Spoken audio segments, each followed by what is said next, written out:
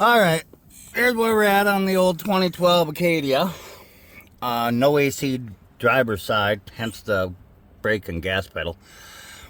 What we're at, this looks like it's gonna be fun. We get way in here that comes with these built-in inspection lights for you. Right there, that guy that I'm holding that light on. Focus, you buck. That's our blend door motor. That's our actuator. That's what we got to pull out. There's 3 screws on it. You can't see one. Safety red wire tab. You see that guy? We got to pop it up, pop that wire off. And then there's a whole reset procedure we'll have to do to relearn the things. You can. I got the key in the ignition. There, you heard the blower motor kick on. You should see that center turn to make that guy actuate. And she's not moving at all. No matter which way we put it, she won't move. So, little deduction there. The old college try of my brain says, well, the actuator is fucked. So we got the actuator. She has it in the car. Let's see what it's going to take to unbolt this damn thing. You can see it doesn't look terrible. I don't know where that 3rd screw is, so don't let me speak too soon. But we'll get her done. We'll get her, put a new one back in and relearn them. That's a big step in it. You got to relearn these things when you put them in. You can't just bolt them in and expect to work. There's a relearn process, and we'll go over that on the next video. See you guys there. So there's our actuator out. Doesn't take long at all. Pop the little red tab up you seen in the video there. Push the little pin, pull the wire out. 3 screws. Pretty easy. Now this is the part that was in there. Now I don't know if you guys can read that, but that's a worry. So this is not factory original to GM. That'd be AC Delco or a GM number. No other real markings on there. These are position lineup deals, but you got to deal with that when you put them in. When you get them from factory, they should be straight up and down, like that guy is. You see the dentation there. And then there's a guide actuator. This thing can only swing that bar. That's fine. That's why you got to do a relearn process when you put them in. We'll cover that in a couple minutes. So it should just be 3 screws. Get the door rotated to this angle. Bob's your uncle. See you guys in a minute. Alright, sorry about the wind. Here's where we're at, gentlemen. There's our fancy built-in inspection light. New part is in. Wires are on. Okay, note right here. I've not turned that key on. And do not turn that key on. If you're doing this on any newer GM vehicle, these have to be kind of programmed in. They got to be relearned. Okay, and we're going to walk through that here in a second. We're going to go around to the passenger side and I'll show you what I did. But that's all in. The wires are connected. I have not turned it on. My line's on there. This little light sucks.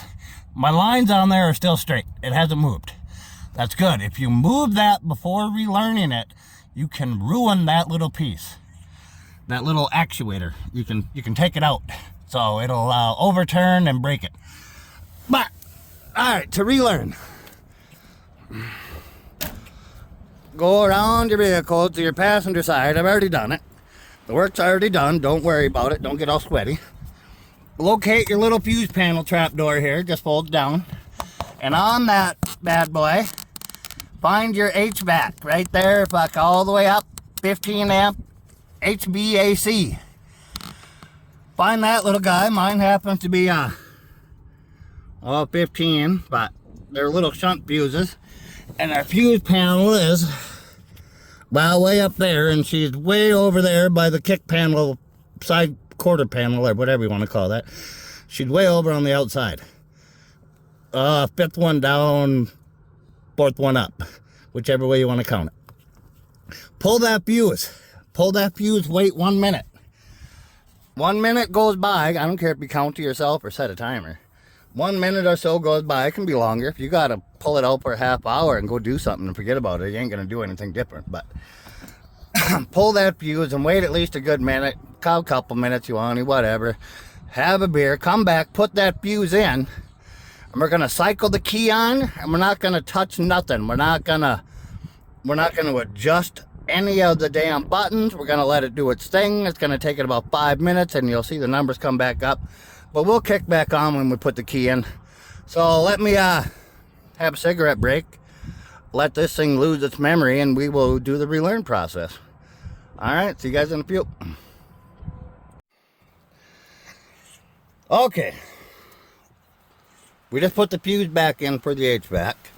I do not have the kick panel up underneath of there where the actuator's at. I don't have that on yet. I want to be able to hear if anything funky's going on. And that just gives a little more access to sound, really.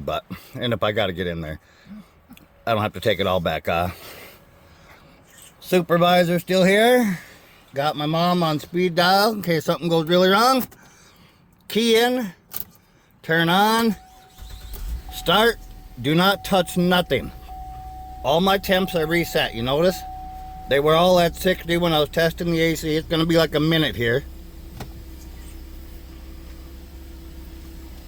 Now, I don't know if you could hear that or if it picked it up, but there was a clunk, clunk, clunk, clunk. You can hear all these actuators opening, closing, and figuring out where they're at.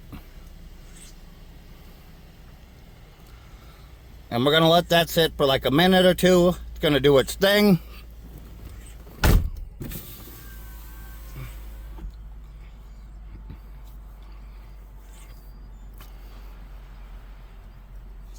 Yeah, I don't know if you guys are picking that up, but you can hear the actuators opening and closing. That is the relearn process on these. Now, that's the same process on a lot of the Chevy, GM, Pontiac that have these style actuators. You pull that HVAC out, that fuse for a minute. You could do it by your battery, too, if you don't know where the damn fuse is. Disconnect your battery for a minute or 2 minutes, and it'll do the same thing. It'll reset that HVAC, and now when you put the key in, do not touch that thing at all. Let it do its thing until you start hearing. When them flaps are all done moving, you don't hear them opening, closing anything anymore. Now you should be set to reset that.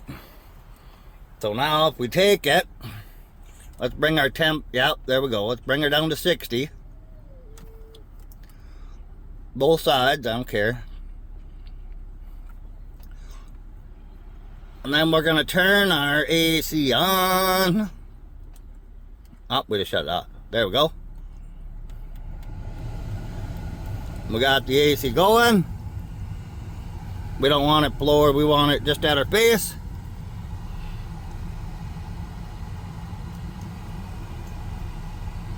Oh yeah, boys. She's just as cold now as the other side.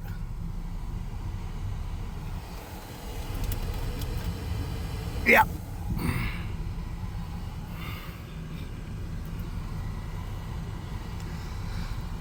So I think we can conclude it was the actuator. We did all right by it. We didn't just load up a part shotgun and start blasting parts at it until we got something right. So just a little bit of checking, common sense. Yeah, that's nice and cold across all of them. Now, this was hot earlier. But a little bit of checking, a little bit of common sense. Doesn't only save you money, time. Saves your customer money, time. You ain't chasing things around. You ain't ruining your reputation. Do it once. Do it right. Do all the stuff. And if you got an actuator issue and you still ain't getting it to switch over, just try that reset. Pull that actuator fuse out for a minute or two, slap it back in, turn your key on, don't touch nothing, and let everything reset. That could fix your problem. This was the same across a lot of these GM vehicles. They worked all the same. My wife's 2012 truck is that way, the 17, my 2020 Duramax is that way. So, give her a shot, guys. Get out there and fix it. Do something. If I can do it, you can do it.